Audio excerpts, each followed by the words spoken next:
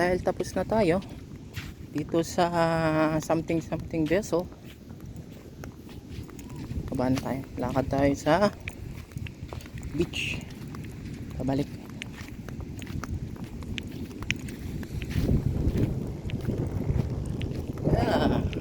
Ganito rin ba kayo? Mahilig lumakad sa hindi naman lakaran? Kaya kung minsan napapahamak. Yun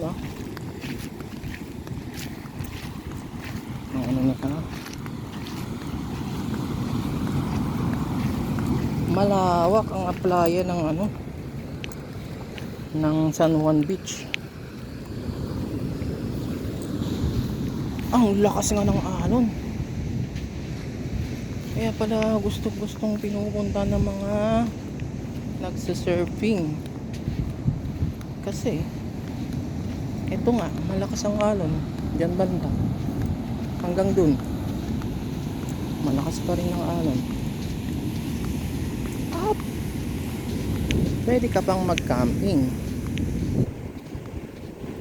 Di ka lang kung may bayad ng camping. Wala. So ayun, San Juan Beach. Bali sa San Juan, ito lang naman ang nakita ko sa mapa na tourist spot. May mga waterfalls yata, pero syempre malayo, lalakar-lakarin mo pa siguro. Ayoko namang iwan yung tricycle. Pagbalik ko wala na. Hindi sana kung iyayamanin tayo, diba? So nandun nakapark yung tricycle ko. Pupuntahan natin mamaya. Yan may nagsisurfing. Yee! Surfing, yes! Hanggang doon pa. Talagang malakas ang alon dito.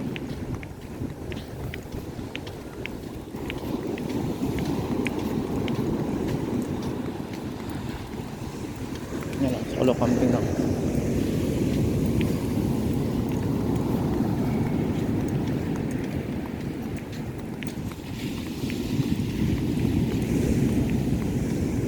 Ito ang dinarayo sa San Juan, yung wave niya.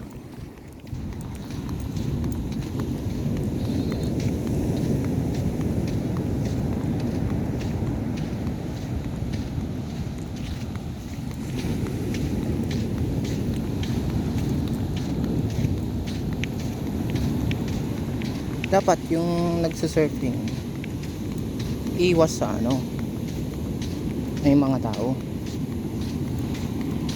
Pero kanya-kanya namang tansya yan.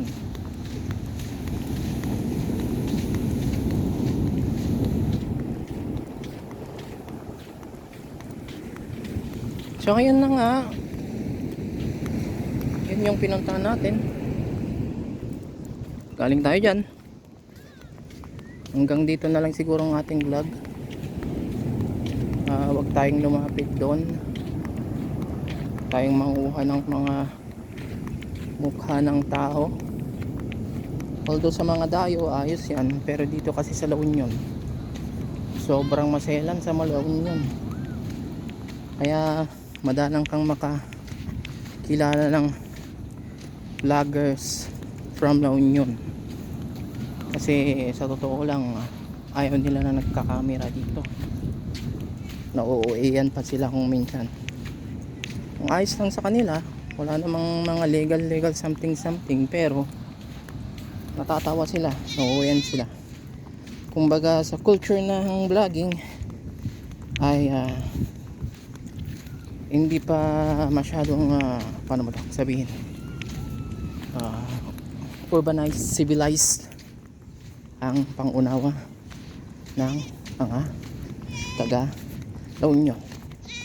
Well, ewan ko lang sa bandang mga malalayo, sa mga sentro gaya dito sa San Juan cactus pero sa aming kagaya sa aming taga Pugo, Agoo, Tubao, Karingay, Santo Tomas, something, nauuwian sila, napipiluan sa Ilocano. Kaya may iba pa nagsusungit ganun. Hindi nila trip. Oy, oy, oy, oy, oy, oy, oy. So ganyan ha.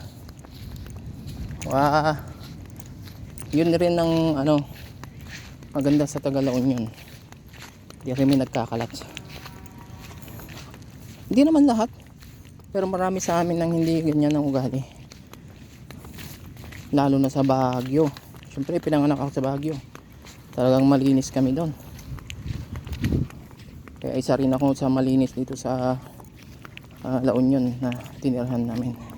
Dito na ako lumaki sa La Union. First time ko dito sa San Juan ha. So ganun. Tapos na ang ating vlogs. At yan ang ating beloved tricycle. At tayo po ay uuwi na. Maraming salamat kay Mamang Guard sa kanyang kanyang pagpaparada sa akin dito ng libre. Ayan. So let's go.